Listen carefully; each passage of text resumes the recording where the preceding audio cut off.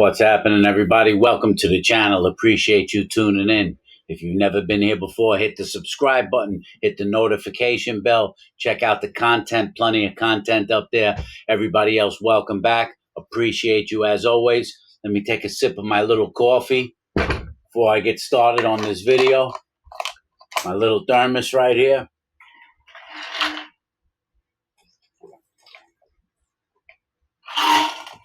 Everybody gotta get one of these. It's good for the beach in the summer. Stands up like a torpedo. We're going to talk about Grant Hardin. Grant Hardin is an escapee who has been on the run for about 4 days right now, since May 25th. So about 4 days. There's a manhunt for this guy. He is a former police chief. You could definitely look at this guy. When I look at this guy, I see rapist. When I look at that guy, I see child molester. When I look at that guy, I see pervert. How did nobody see this on the police department? This man made it to the chief of police in Arkansas, and he's been on the run for 4 days. He walked out of prison wearing a uniform, not an actual Department of Corrections uniform, but a uniform that looked like a correctional officer's uniform or looked like a law enforcement uniform.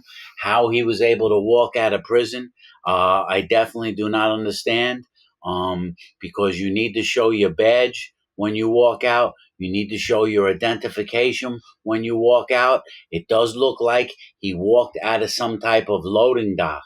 So you need to show your badge and your ID when you walk out the front gate. Usually they make the officers hold it up, and there's a correctional officer sitting behind glass, and he buzzes the door open.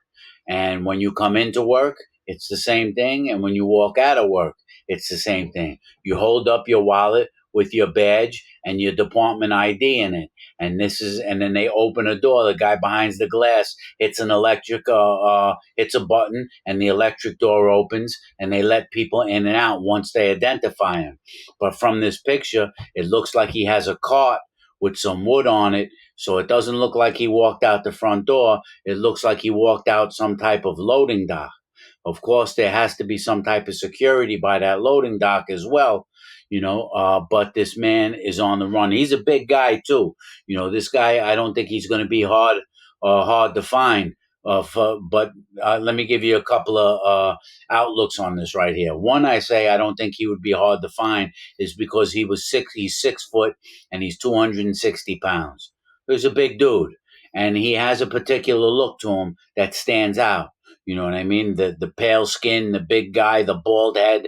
He will stand out in a crowd. The reason why I think it will be more difficult to find Grant Hardin is because, one, he was a chief of police. He has law enforcement experience, which means he possesses a lot of knowledge on how criminals move. He knows the procedure of law enforcement and how they search for an escaped prisoner. He should know that protocol. He should know that protocol well, since he was a high-ranking police officer. But as I said, he's been gone since May 25th, and this is a guy that definitely needs to be caught. They have clarified. They have called him a psychopath. If he was a psychopath, I don't. He made it to the chief of police. So a lot of psychopaths are also highly intelligent. So I mean, saying that he's a psychopath doesn't mean that he won't continue to be on the run. But he's a dangerous individual. While he was a police officer, going back to 1997, he raped a elementary school teacher inside of the school. The teacher was in the school on a Sunday preparing lesson exams, and he went in there and he raped a woman in there who has been outspoken recently about that incident. He was not arrested at the time of that incident, but there was DNA evidence taken. He was later arrested for committing a murder. So he was a convicted murderer, and a convicted rapist, and he was serving a 30-year sentence. I don't know why serving a 30-year sentence. He was in a medium security prison called Calico Rock Prison. You can see a picture of Calico Rock Prison right there. I don't know why he was in a medium security prison with a 30-year sentence. I don't know how the state of Arkansas works, but it seems that anybody with 30 years would be in a maximum security prison. Maybe because of his law enforcement history, they put him in a medium security prison instead of a maximum security prison. So he wasn't in danger. But I'm sure that aided to his ability to walk out of the prison because he wasn't secured in a maximum security prison. So it made it a lot easier for this murderer, this rapist, this person with law enforcement experience to get out of prison. He ended up killing a guy that worked for the Department of Water. I tried to research why he killed this gentleman, and he pleaded guilty to killing him. James Appleton, 56 years old. He pleaded guilty to killing this man. I don't know why. And he was sentenced for the murder of that. He pled guilty. He pled guilty to the murder. And while he was in prison for that murder, his DNA was put in the database, and that's what got him on the rape charge from 1997. So this guy, after he raped that woman, was a police officer and the chief of police after he had committed a rape in 97. I don't know why when he became a police officer or when he became the chief even, they didn't have his DNA in the database already and compare it to see if it matched any crimes. You would think that all police officers would have to go undergo a DNA test.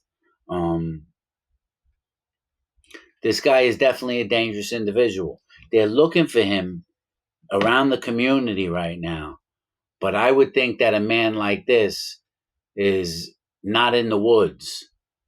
It sounds to me like a man like this would have a plan because he obtained this uniform in prison, which there's a lot of questions to how he obtained the uniform. Um, he most likely had some inside help. There are ways to get clothes like that. I mean, it's a medium security prison. They may have prisoners who are porters, and those porters may work near the locker rooms of the correctional officers where they sweep the floors, take out the garbage. Maybe one of them was able to steal a pair of pants, steal a shirt, and get it to Grant Hardin. You know, maybe he was able to get them in through a package, sneaky, get them mailed in, uh, or maybe someone that works there gave it to him. You know what I mean? We don't have the answers to those questions yet, but if he obtained that uniform, this is the point I'm making. If he obtained that uniform and had time to get the uniform together, the hat, the pants, the shirt with the patch on the back, which is pretty crazy that he got all of that, but it's not unheard of. It's been done before. If he was able to plan all that, I would say that he planned his moves once he gets out of the prison. In other words, I don't see him as a man that's going into the woods to hide in the woods and try and live, off the grid inside of the woods. I see this as a man with a plan, because he has the law enforcement background. He probably had access to some finances because of his history. He probably had access to some finances because he had access to this uniform and the planning of everything. So, as the sheriffs in the neighborhood are checking the trunks of cars, I would say that you could probably give up checking the trunks of cars, and you could probably give up checking a 3 to 5 mile radius and fall under the impression that this man has gotten away for the time being. You know, um, obviously, anything he did now as a police officer needs to be looked at, needs to be questioned, needs to be put under a microscope. Any man that he put in prison, any prisoner that he testified against in court to put away in prison. Those cases need to be looked at by the FBI, because I'm sure a man who rapes women, a man who kills people, a man who escapes from prison would have no qualms about incarcerating innocent individuals. So I would bet money that he has lied on the stand before as a police officer. I mean, you don't think this man would lie? He'll rape and he'll kill, but he won't lie, right? And so all of his cases need to be looked at. They did interview um, someone who became the chief of the police in the department that he was in. And that man stated that within 6 weeks of working with him, he was about to fire him. He called Grant Hardin into the office and told him he was about to be fired. And Hardin asked if he could resign first before he was fired, and he was given permission to resign from the department. So he had resigned from the department. He worked in 6 different police agencies during his tenure. Those all need to be looked at. But right now, for the past 4 days, it seems we have a very dangerous individual who is on the run from Arkansas. This falls on the heels of the 10 prisoners that escaped from New Orleans. But as you saw, they caught eight out of 10 already, because those guys didn't have a plan. Those guys just ran out onto the street. They escaped through a hole in the wall. This guy, Grant Hardin, had a plan. Yeah, Grant Hardin had a plan, and so far he's succeeded at making it become reality. Dangerous guy, rapist and a murderer. They got to catch this guy. Do I think Devils in the Ozarks? You heard of Devils in the Ozarks? They did a show on him.